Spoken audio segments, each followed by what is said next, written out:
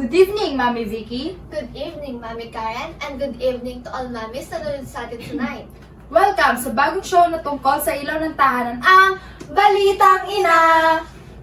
Narito ang balitang inang headline, Mitral Stenosis. Ano nga ba ito at paano ito may iwasan?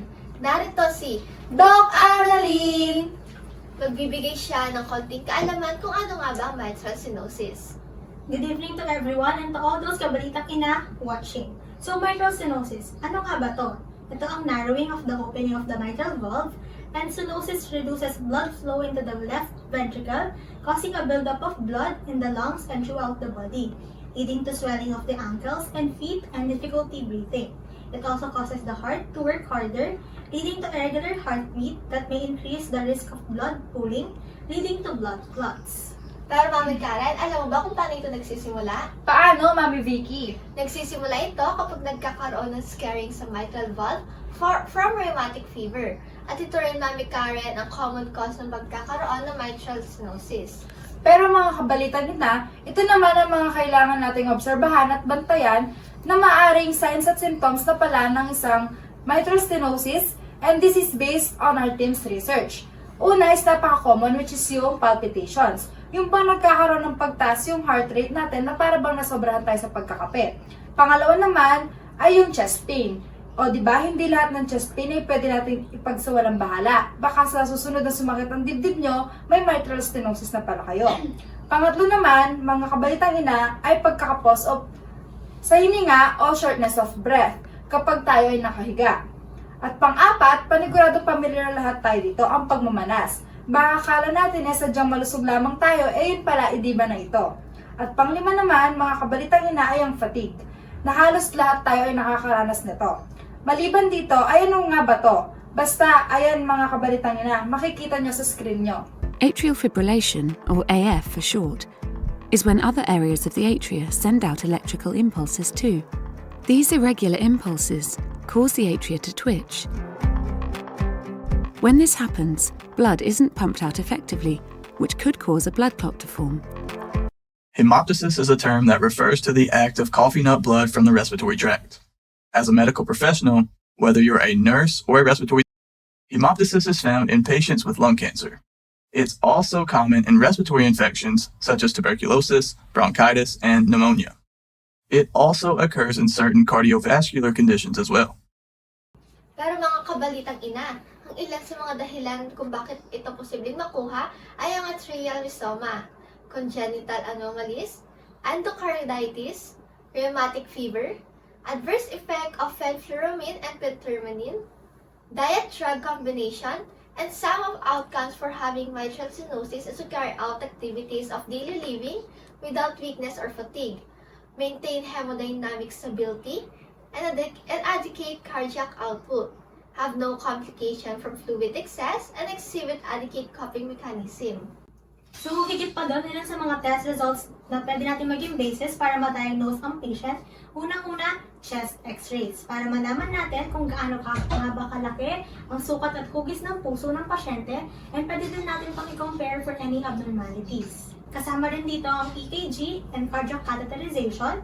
And mga kabalitang ina, if you are wondering paano gagaling kung sakaling magkaroon ng ganito ang pasyente and kung paano ito magagamot, so as of now, there is no treatment provided for those patients na hindi symptomatic. But if so, some medications may be prescribed, like diuretics to reduce fluid retention, anticoagulant to reduce risk of blood clots formation, beta and calcium channel blockers. Ito yung mga type na medication that slows the contractions of the ventricles, anti-arrhythmic to maintain the normal sinus rhythm of the heart, and then for non-surgical procedures and surgical procedures, para ma-reduce yung stenosis, valvuloplasty, commissurotomy, and mitral valve replacement. Teka, Dok! Ang dami naman nun, Doc. Mabuti pa ipanoorin natin itong isang bata who suffered from mitral stenosis. Roll VTR! There was a girl named Macy who was born with congenital heart defect. During the prognosis of her disease, her mother is unaware of her condition. No symptoms were visible rather than difficulty in breathing. When her mother found out, it was too late to save her.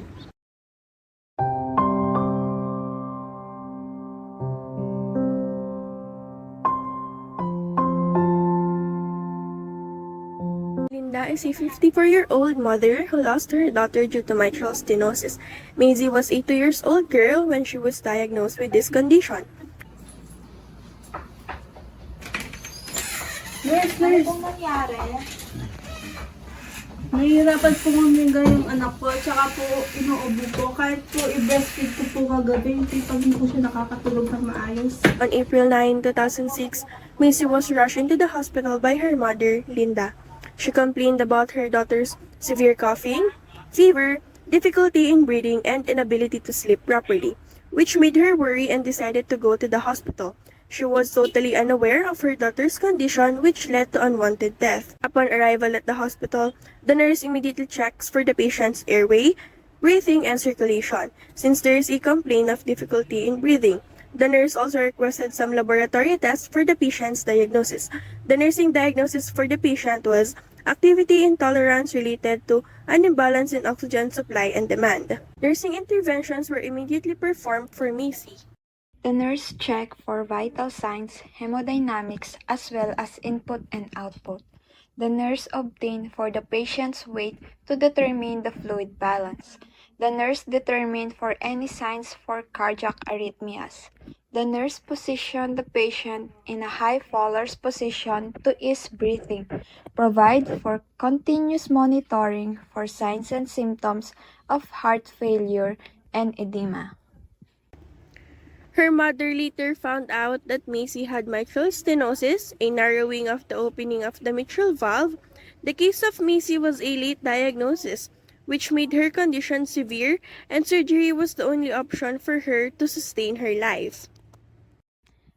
A patient teaching was provided to Linda to properly assess the condition of her little daughter.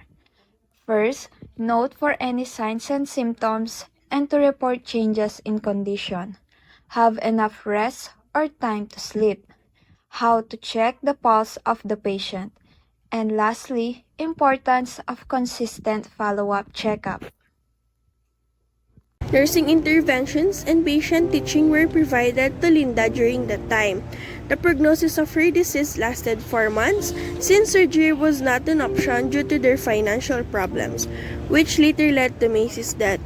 Linda and her husband had no choice since they did not have that money for Maisie's operation. Grabe pala nagagawa ng mitral stenosis, no, Ma'am Shi? Oo nga napakabata pa niya to suffer from that kind of pain. Sa true, kaya nga dapat lagi tayo nagpapacheck up. Oo nga, Ma'am Shi. We would like to extend Doc Annalyn from being here and sharing with us ano nga ba ang mitral stenosis. Thank you po, Doc. Walang anuman mga kabalitang ina, hanggang sa muli. Palagi pong tumutok sa nag-iisang leading night show, ang Balitang Ina! At kung nais niyo pong balikan muli ang aming mga episodes, maaari niyo po itong panoorin muli sa Balitang Ina niyo rin!